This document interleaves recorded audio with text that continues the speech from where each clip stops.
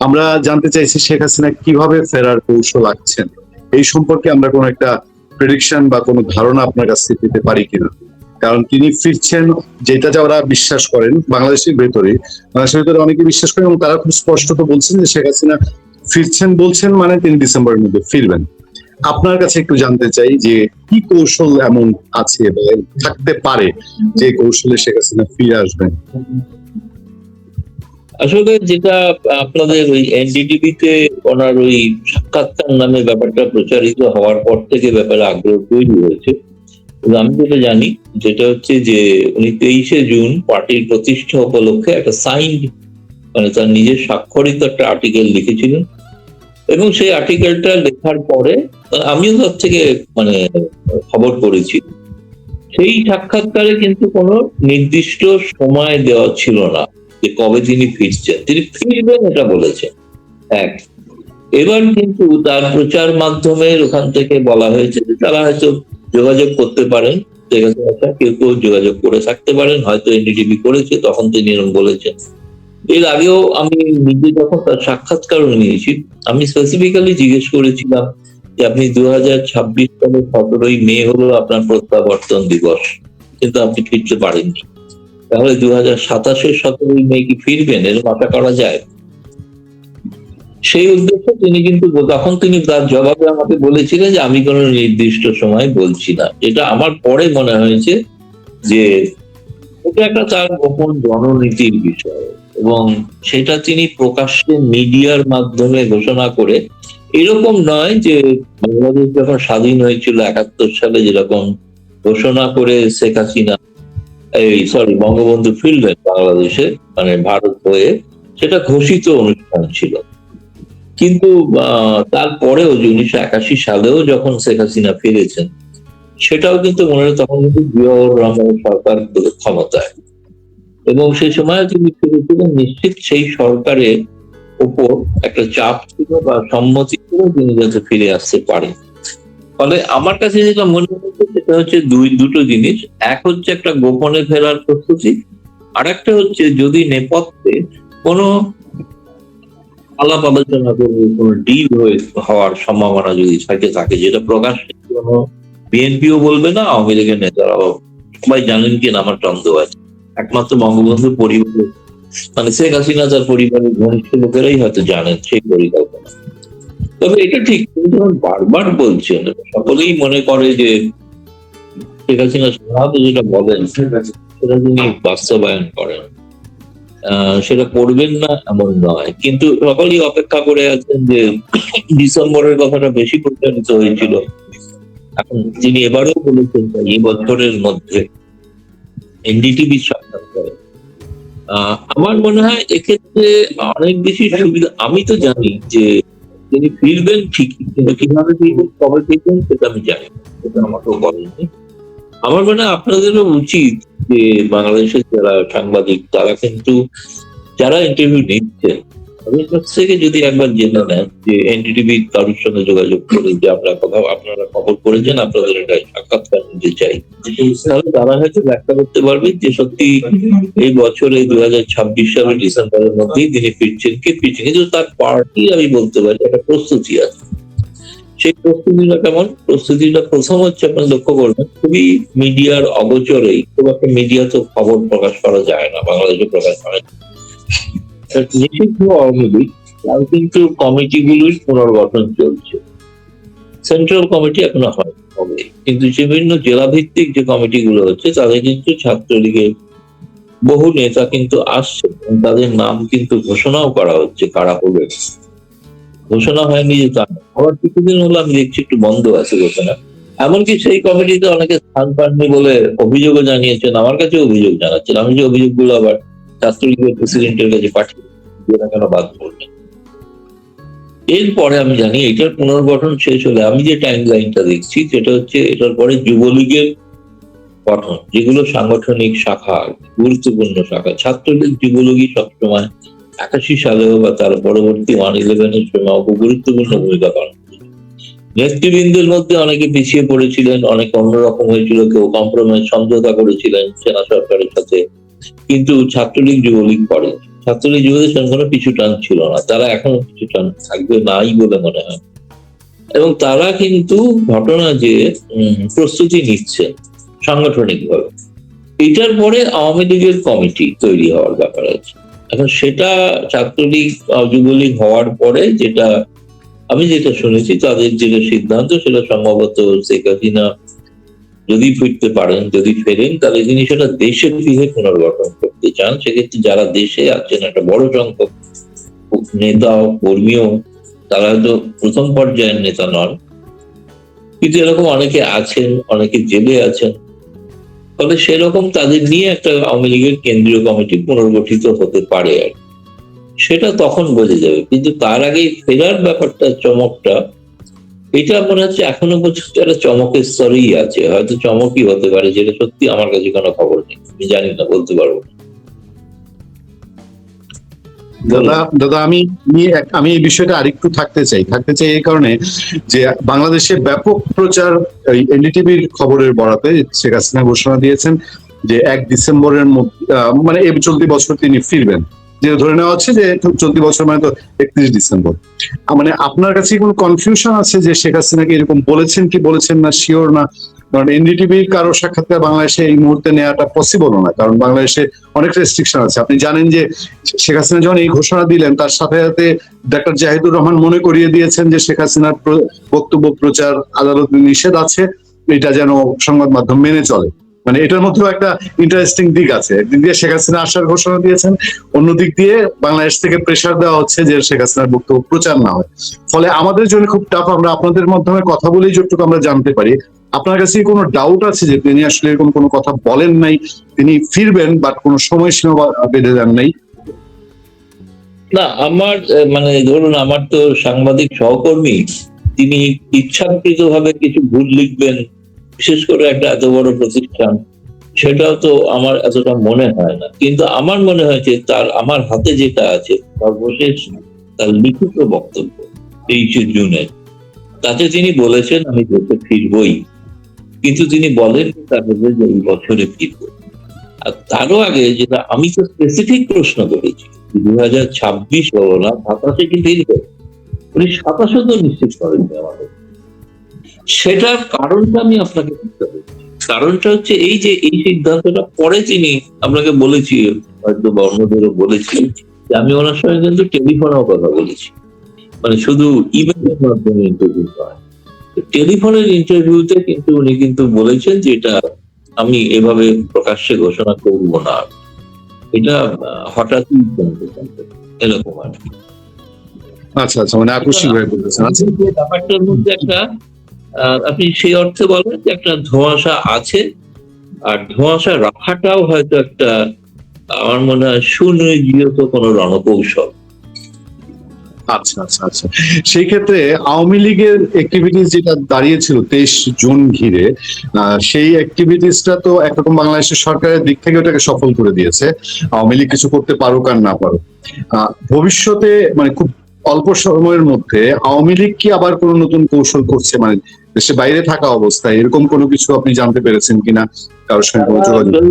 এখন বলতে গেলে আমার মনে হয় 15ই আগস্টের বঙ্গবন্ধুর হত্যা, ফলে সেই হত্যার দিন তারা কিভাবে পালন করবেন তার একটা রণনীতি তৈরি হচ্ছে। ফলে আগস্ট মাসে একটা কিছু পরিকল্পনা আওয়ামী লীগ করবে, এটা নিশ্চয়ই শোনা যাচ্ছে, এবং শোনা যাচ্ছে সেটা ডিটেল এখনো জানি না, এবং ডিটেল নিশ্চয়ই কিছুদিনের মধ্যেই জানা যাবে সেই পরিকল্পনাটা কি। এবং 15ই আগস্ট পরে আমি যদি জানি, তারপরে তো ধরুন একেবারে 16ই ডিসেম্বর। তো 16ই ডিসেম্বর সেই বাংলাদেশের নতুন করে মানে যেটা বিজয় দিবস, তো সেই বিজয় দিবস, সেইটা আর একবার বিজয় দিবস হয় কিনা সেটা এখন দেখার অপেক্ষা করতে হবে। কিন্তু আমি নির্দিষ্ট করে বলতে পারছি না যে ওই দিনে বিজয়, মানে অর্থাৎ আওয়ামী লীগের বিজয় ঘটবে এরকম কিনা জানি না। হয়তো এই দুটো দিনের কথা জানি, দুটো দিন নিয়ে তাদের প্রস্তুতি পরিকল্পনা চলছে। এবং আপনাকে আমি এটাও বলছি যে, এবং এটা যে খুব একটা, আমি যেটাকে আমি যেটা বুঝেছি বা কথা বলে অনেকের থেকে শুনে যেটা আমি অনুমান করছি, যে নিছক সপ্তাহে শেষ পর্যন্ত গণতান্ত্রিক কথা নাও থাকতে পারে। সহিংসতাও ঘটতে পারে। তো এরকম একটা আশঙ্কা আছে, এই যে এবং আপনি জানেন যে কারণেই 23শে জুন উপলক্ষে 5-7টি জেলায় যেভাবে সেনাবাহিনী এবং বিজিবিকে নামানো হয়েছিল, তাতে বোঝা যাচ্ছে যে তারা অত্যন্ত মানে তারা নিজেরাই আতঙ্কিত হয়েছিল এবং তাদের তাদের গোয়েন্দারাও কোথায় এমন কোন রিপোর্ট দিয়েছিলেন যে উনি ফিরে আসছেন, সুতরাং আপনারা প্রস্তুতি নিন। তো সেরকম ঘটনা তো সেই গোয়েন্দা রিপোর্টের ভিত্তি, সেনাবাহিনীর তো গোয়েন্দা আছে, আপনি ভালো করেই জানেন, ডিজিএফআই আছে, এনএসআই আছে, তারা হয়তো খবর দিয়েছিল ভয়ঙ্কর কিছু ঘটতে পারে। নাহলে এরকম 7টা জেলায় সেনাবাহিনী দিয়ে মরে দেওয়া মনে হচ্ছে যুদ্ধক্ষেত্র আবার একটা তৈরি হলো। তো সেরকম তিন বিশ্বরত হওয়ার পেছনে নিশ্চয়ই তাদের কাছেও কোনো একটা ইনপুট আছে। সবচেয়ে ভালো খবর তো তারা রাখবেন, তারা জানেন সত্যি কি ঘটছে। তো আমার মনে হচ্ছে আবার হয়তো 15ই আগস্টে কিছু ঘটনা ঘটতে পারে বলে মনে হয় ইমিডিয়েটলি, এখনই আগামী দিনের জন্য যেটা দেখছি। বাংলাদেশে শেখ হাসিনার এই ফিরে আসার কথা বলা বা তা আওয়ামী লীগের আবার একটু নাড়াচাড়া দেওয়ায় দেখা গেছে যে বিএনপি এবং জামাতে ইসলাম কাছাকাছি চলে এসছে। অনেকে আমাদের দেশেও আলোচনা হচ্ছে যে এটা ওই মেসির তারপরে রোনালদোর মিউচুয়াল আন্ডারস্ট্যান্ডিং বা একটা আমি তুমি গেমের মতন সংসদে অনেকটা আন্ডারস্ট্যান্ডিং এ চলা, বাইরেও আন্ডারস্ট্যান্ডিং এ চলা, এবং আলটিমেটলি তাই বিএনপি যেই টোনে কথা বলছে, জামাতে ইসলামী এনসিপি একই টোনে যে শেখ হাসিনা আসলে এই হবে সেই হবে, ফেরানোর চেষ্টা। আপনার কি মনে হয় যে যে শক্তি এখানে এখন আছে এইটা ফেস করার এই মুহূর্তে আওয়ামী লীগের সক্ষমতা তৈরি হয়েছে?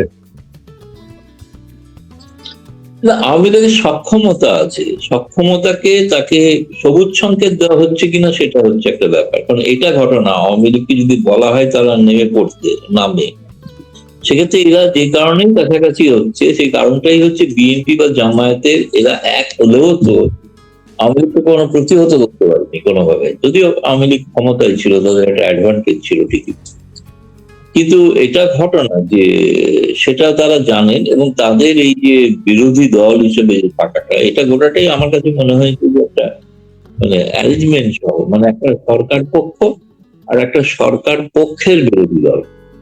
সরকার পক্ষের মানে রাজনৈতিক দিক থেকে বিরোধী দল, যেরকম একসময় শেখ হাসিনার সময় ছিল না, বিরোধী দল ছিল না, তাদের মন্ত্রিত্বও করেছে, তাই না? রতন মন্ত্রীও ছিলেন। তো এখন এটা বাংলাদেশে এরকম একটা ঘটনা ঘটে থাকে, কিছু মেকি বিরোধী দল থাকে যারা বিরোধী দল নয়, কিন্তু একটা ঘটনা না একটু আমার বলা রাখা ভালো, কতগুলো ঘটনা ঘটছে বিশেষ করে এই সম্প্রতি তারেক রহমানের মালয়েশিয়া এবং চীন সফর, এবং সেক্ষেত্রে বেশ কিছু এখানে এখনো যদিও ভারত সরকার অফিসিয়ালি কোনো মন্তব্য করেনি, কিন্তু মন্তব্য পরে হয়তো করতে পারে, যদি তাতে কতটা ভারত উদ্বিগ্ন তখন হয়তো বোঝা যাবে। এখন আপাতভাবে মনে হচ্ছে সেরকম উদ্বিগ্ন নয়, কিন্তু গতকাল যে ওই শেখ হাসিনার পন্থী এবং জাসদ পার্টির ইনুর যে কারাদণ্ড দেওয়া হবে, এই বিষয়টা একটু ভারতকে নাড়িয়েছে তা নয়, যে মনে হচ্ছে যেন একতরফা ভাবে একটা সরকার অনেক কিছু করে, সবটা তারেক রহমানের হাতে নেই, তারেক রহমানকে অন্য কেউ কোনোভাবে পরিচালনা করছে। আপনি হয়তো জানেন তো, মানে বাংলাদেশে তারেক রহমান সরকার ক্ষমতায় আসার পর ধারণা হয়েছিল যে চাঁদাবাজিটা থাকবে না, তাই না? কিন্তু এখন চাঁদাবাজি ঘটছে এবং এই এনসিপি নেতারাই করছে, সেটা হচ্ছে কি করছে তারা শিল্পপতিকে, ব্যবসায়ীকে, প্রখ্যাত এক শিল্প সংস্থাকে তিনি হুমকি দিচ্ছেন মেম্বার অফ পার্লামেন্ট, তাকে চাঁদা দিতে হবে, চাঁদা না দিলে তিনি তার ব্যবসার কাজ করতে দেবেন। সংবাদপত্রে প্রকাশ করেছে বাংলাদেশ, অবশ্য সংবাদপত্র পড়েই জানতেন। ফলে তিনি প্রভাবশালী একজন এমপি, যার পক্ষে দাঁড়িয়ে আছেন জামায়াত ইসলামী, তিনি প্রকাশ্যে হুমকি দিচ্ছেন তাকে যেভাবে টাকা দেওয়া হতো, প্রথমে শুরুতে এরা দিয়েছিলেন একটা কারণে, নিজেদের ব্যবসায়িক প্রতিষ্ঠান রক্ষা করার জন্য। কিন্তু সেটা তারা নির্বাচনের পর তারা দেখেছেন একটা নির্বাচিত সরকার এসে সেই চাঁদা দেওয়াটা বন্ধ করে দিচ্ছে, কিন্তু তারপরেও সে চাঁদা তারা চেয়েই চলেছে। হয়তো সাধারণ মানুষের রাস্তায় হয়তো আমাকে আপনাকে হয়তো লুটপাট করবে না, কিন্তু বড় শিল্পপতি ব্যবসায়ী তাদের থেকে মোটা অঙ্কের টাকা চাইছেন, এই অভিযোগ দিয়ে যে একসময় এরা ফ্যাসিবাদী সরকারকে সমর্থন করে। ব্যবসায়ীরা পৃথিবীতে যে সরকারই আছে তাকেই সমর্থন করে, তাদের ব্যবসার সাথে। জামায়াত ইসলামী সরকার হলেও তাকেও সমর্থন করে। সেরকম তাই তো ব্যবসা করতে খেতে হবে না, তাদের রাজনীতি করছে না কেউ। সেই ব্যবসায়িক প্রতিষ্ঠানের ভাবি একজন হয়তো হয়ে যান এমপি টেমপি, সবাই তো সেই লক্ষ্যে করেন না, তাদের ব্যবসায়িক প্রতিষ্ঠানের স্বার্থে যেটা করছে। দ্বিতীয়ত একজন আওয়ামী লীগের সাবেক এমপি, সাবেক এই কারণে, কারণ এমপি তো নেই, সাবেক এমপি জামালপুরে, তাকে গ্রেপ্তার করা হলো এত টাকা, কেন জানেন? চাঁদা দেওয়া। তার উপর তার ব্যবসার অবস্থা ভালো না, তার সঙ্গে আমার যোগাযোগ ছিল, কথা হচ্ছিল, বলছে করবো কি, আমি কত, মানে আমার দেওয়ার দিতে পারি, কিন্তু দেওয়ার তো একটা ক্ষমতা আছে, আমি কত যেটা চাইছি সেটা দেওয়া সম্ভব না। এবং সেটা না দেওয়া তাকে এত কাল বাদে একটা কোন একটা কোথাকার নিউ মার্কেট বিস্ফোরণের মামলায় জড়িয়ে তাকে মামলা দিয়ে তার এখন শুনলাম গতকাল তার প্রথমে 3 দিনের রিমান্ড হয়েছিল থানায়, তারপরে তাকে নিয়ে যাওয়া হয়েছে জেলে।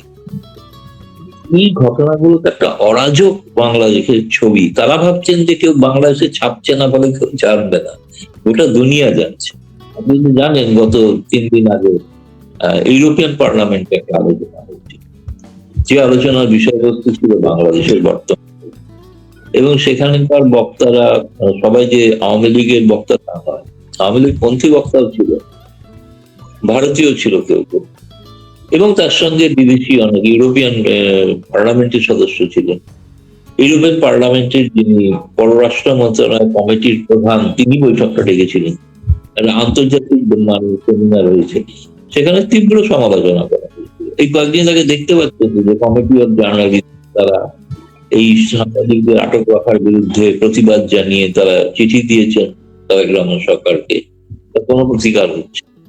তো যদি আপনি মিডিয়াকে জেলবন্দি করে দাবি করেন এটা গণতন্ত্র, কিন্তু হাস্যকর গণতন্ত্র না, এমন গণতন্ত্র তো হিটলারও দেখে গেছে কিনা।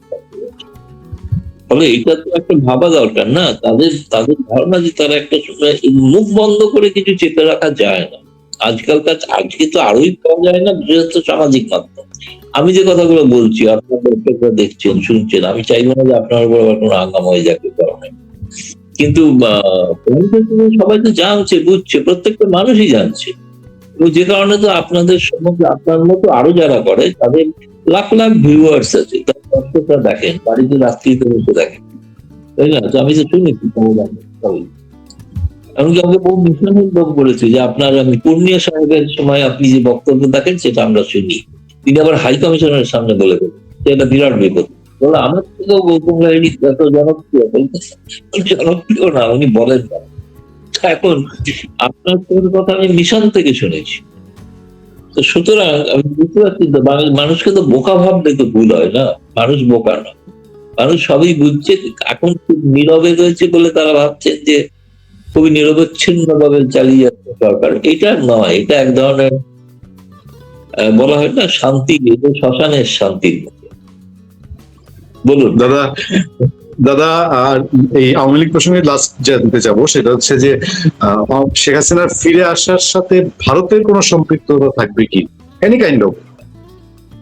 না, ভারতের সাথে সম্পৃক্ত থাকবে মানে তিনি ভারতে আছেন, ভারত সরকারের ঘোষিত নীতি হলো তিনি যেদিন যেখানে যেতে চাইবেন সেখানে যাওয়ার ব্যবস্থা তারা করে দেবে, এটা ঘটনা, ভারত ব্যবস্থাটা করে দেবে।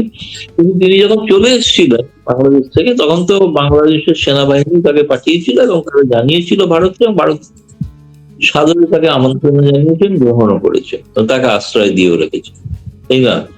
ফলে তিনি যখন যেতে চাইবেন যার মতো পরিবেশ পরিস্থিতি হলে, এবং ভারত সরকার নিশ্চয়ই যে কারণে তাকে ফেরত দিচ্ছেন না, তার কারণ হচ্ছে তার জীবনের নিরাপত্তা রয়েছে, বিষয়টা প্রধান। ফলে জীবনের নিরাপত্তা লঙ্ঘিত হলে সেরকম অবস্থায় ভারত সরকার কি করবে বলা মুশকিল। দাদা, এখনের সাবজেক্ট হচ্ছে ম্যাঙ্গো ডিপ্লোমেসি। আমরা জানি যে আমাদের প্রাইম মিনিস্টারের উপহারের আম আপনার বাড়ির আঙিনা পর্যন্ত পৌঁছেছে, সেই আমের মিষ্টতা আমাদের সম্পর্কের ক্ষেত্রে কোনো প্রভাব ফেলবে কিনা? দেখুন, এই যেটা বাংলাদেশ ভারতের ক্ষেত্রে বলা হয় তাকে হিলসা ডিপ্লোমেসি, ম্যাঙ্গো ডিপ্লোমেসি, এগুলো সব শেখ হাসিনা করতেন। সেটার একটাই ভালো দিক বলবো যে এটা ধারাবাহিকতা বর্তমান সরকার, এমনকি ইউনূস আমলে এসেছিল, কিন্তু দুর্ভাগ্যক্রমে সেটা সবাই পায়নি। কিন্তু এইবার তারেক রহমান বিভিন্ন, মানে ভারতের প্রধানমন্ত্রী, রাষ্ট্রপতি, বিরোধী নেতা নেত্রী এবং কিছু সাংবাদিক, তারা পেয়েছেন এই আম্রপালি। এবারে আম্রপালি আমের ঝুড়ি দেওয়া আছে, আম্রপালি ঝুড়ির ওপরে তারা যদি ইংরেজিতে পড়ে দেখেন, তার যে আসল নামটা ইংরেজি মানে বটানিক্যাল নাম, তাদের নামটার সঙ্গে কিন্তু ইন্ডিকা জড়িত আছে। মানে একটা অনেক এরকম নেম আছে, নাম আছে যার সঙ্গে ইন্ডিয়া যুক্ত। ফলে সেই আমটা বাংলাদেশে হচ্ছে, এবং সেই আমটার প্রজাতি এটা আমাদের পশ্চিমবঙ্গ হয়ে থাকে আম্রপালি। তো এই নামটা কিন্তু বেশি কারণেই বোঝা যায় যে নামটা উৎপত্তিটা হচ্ছে, যেহেতু ভারতে এটার প্রথম হয়েছিল, তার পরীক্ষা নিরীক্ষা বাংলাদেশেও হচ্ছে।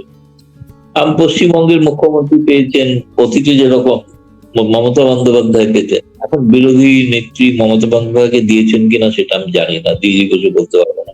আসামের মুখ্যমন্ত্রী পেয়েছেন, ত্রিপুরার মুখ্যমন্ত্রী পেয়েছেন, আর সৌভাগ্যক্রমে দেখলাম এবার আমার কাছেও এক জুড়ি এসে হাজির হয়েছে।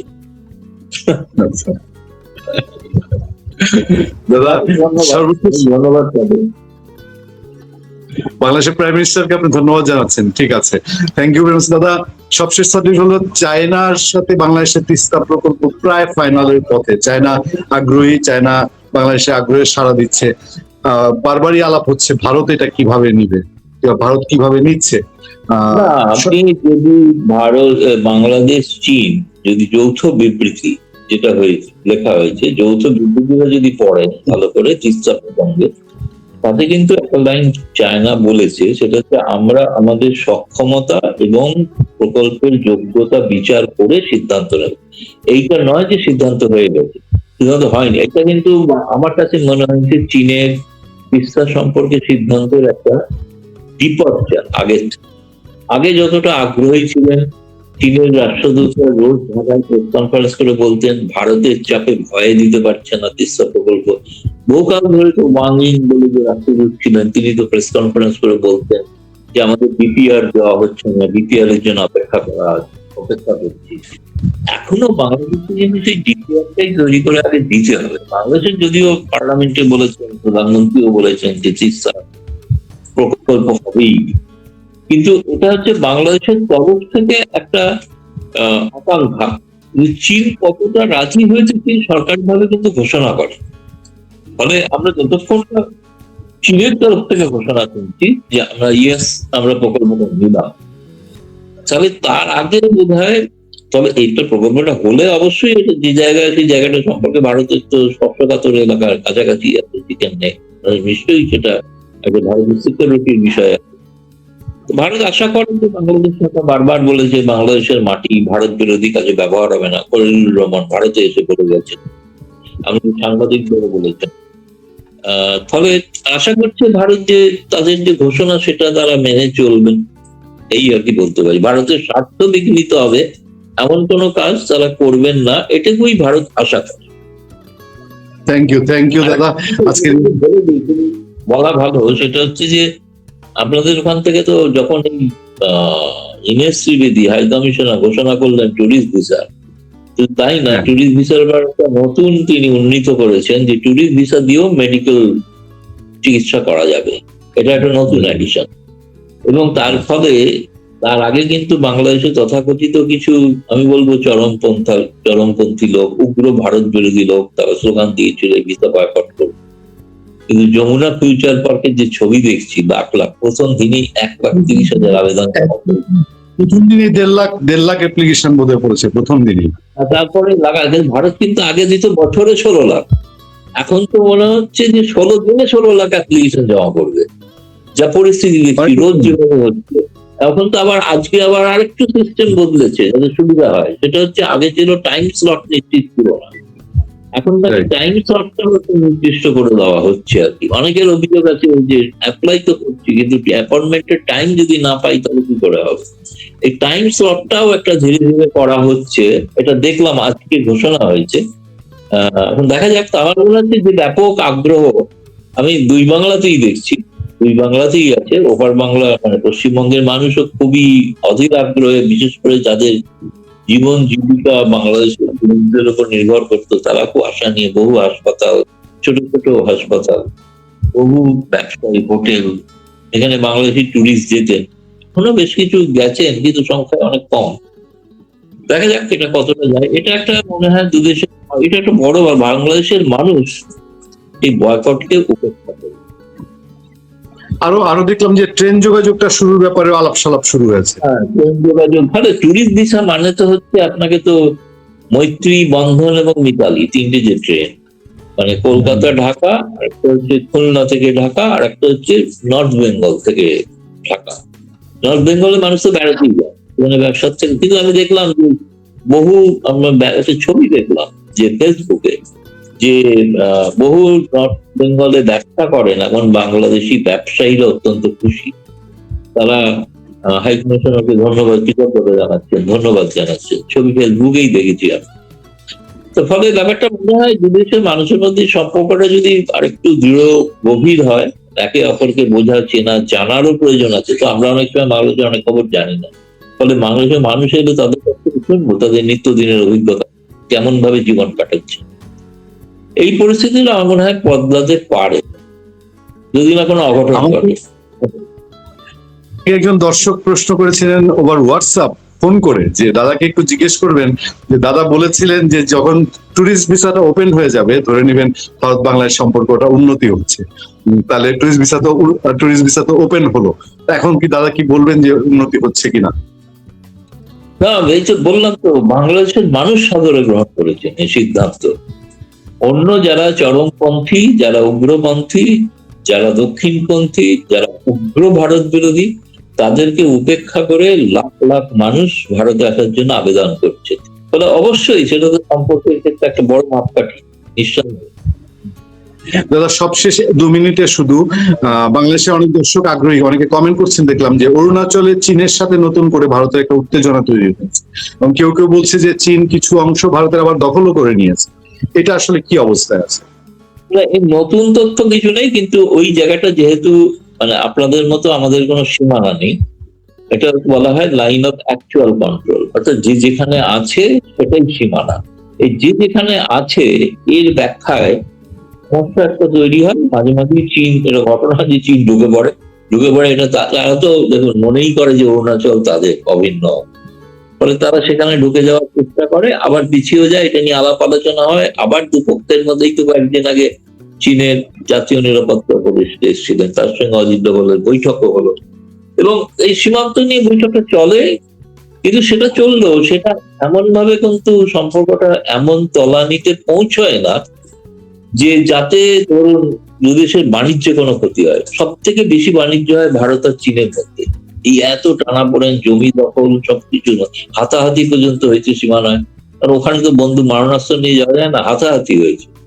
হাতাহাতিতে মানুষ আহত হয়েছে, অনেক সৈন্য আহত হয়েছে। তাহলে তারপরে তো ব্যবসা চলছে। আগামী সেপ্টেম্বরে ব্রিক্স শিখর সম্মেলন, চীনের রাষ্ট্রপতি আসার কথা। ফলে আমি বলছি যেগুলো ঘটছে এগুলো ঘটছে, সেগুলো অস্বীকার করার কিছু নেই, কিন্তু সেগুলোকে কাটিয়েও সামগ্রিক ওভারঅল একটা রিলেশনশিপ তৈরি করার একটা তাগিদ কিন্তু উভয় পক্ষে লাগে। থ্যাংক ইউ দাদা।